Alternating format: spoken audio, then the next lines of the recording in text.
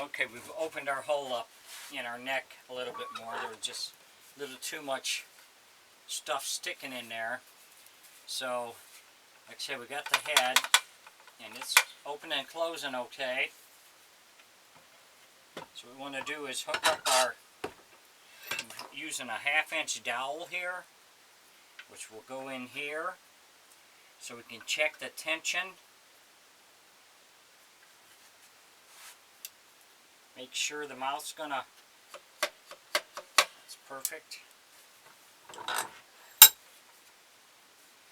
You can see by looping that over there, our mouth's gonna be okay. It's not too tight.